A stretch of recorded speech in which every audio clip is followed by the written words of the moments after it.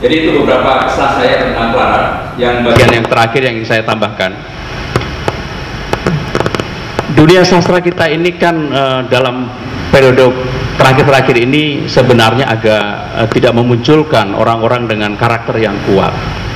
Terutama kalau kita lihat novelis-novelis yang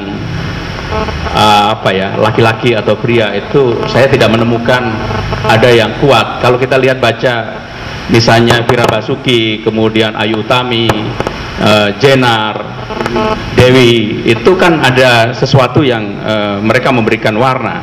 Tetapi pada novelis laki-laki, cowok gitu ya, saya tidak melihat ada sesuatu yang ada hal yang baru begitu.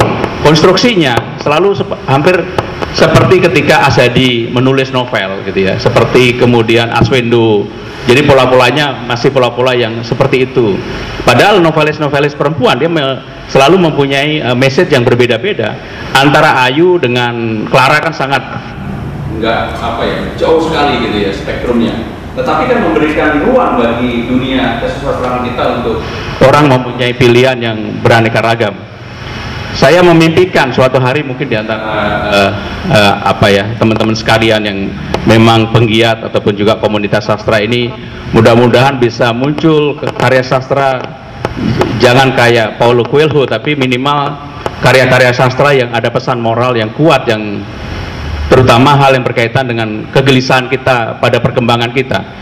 Kalau kita lihat yang terakhir yang ingin saya sampaikan, sebenarnya banyak gugatan yang bisa disampaikan ketika negara ini sekarang sebenarnya sedang sangat kaya. Sebenarnya negara ini sedang sangat kaya ketika APBN-nya itu hampir 1.280 triliun, kemudian kapital cadangan devisanya sudah 115 miliar US dollar, tetapi kehilangan terasa kering sekali dengan hal-hal yang berkaitan dengan perkembangan dunia kesusastraan. Kita sudah sangat hedonisme, sangat materialistis, sangat hal-hal yang ukurannya itu selalu ukuran-ukuran yang berkaitan dengan keberhasilan, prestasi, kemewahan, dan sebagainya. Tetapi sentuhan-sentuhan terhadap afeksi yang mempertajam koneksi itu menurut saya menjadi sangat berkurang, dan kita tidak menemukan itu. Bahkan orang seperti Rendra gitu kan sekarang ini, mohon maaf dengan segala hormat saya tidak menemukan ketika saya menonton Mata Hati kemarin, karya yang serius sekarang juga setengahnya supaya menjadi konsumsi publik itu ada gimmick untuk joke-joke supaya orang datang untuk menonton, terutama bagi yang tidak tahu tentang sendera tari misalnya. On-road-nya Joko Anwar misalnya, sebenarnya kan message-nya juga kuat, tapi terlalu dibuat sangat menghibur lah begitu. Orang yang penting tertawa pulang gembira ria. Nah, inilah sekarang yang terjadi pada kita semua. Terima kasih, selamat malam buat teman-teman semua di sini. Salam sejahtera. Selamat malam. Terima kasih. Oke, di sini rumah 3F, tapi sebelum berangkat ke sini saya ngobrol dengan salah satu pentolan dari Fiksi Mini. 3F itu singkatan dari Fun Fearless Fiksi Mini. Jadi rumah ini milik kami. Semena-mena mengklaim ya.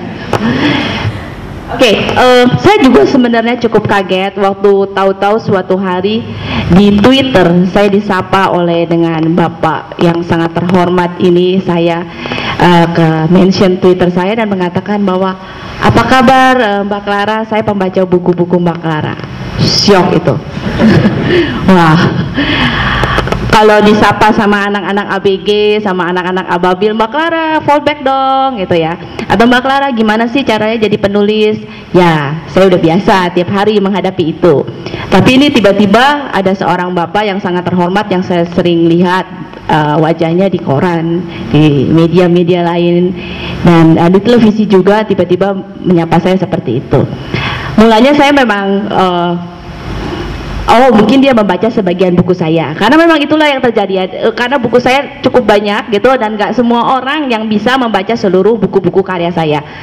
Nah, ternyata saya dihubungi sama Pak Adrianto ini yang mengatakan bahwa benar Pak Mas Pram itu benar membaca hampir semua buku-buku saya, dan dia menjadi saksi hidup waktu dia ke kantornya dan melihat deretan buku-buku saya di raknya.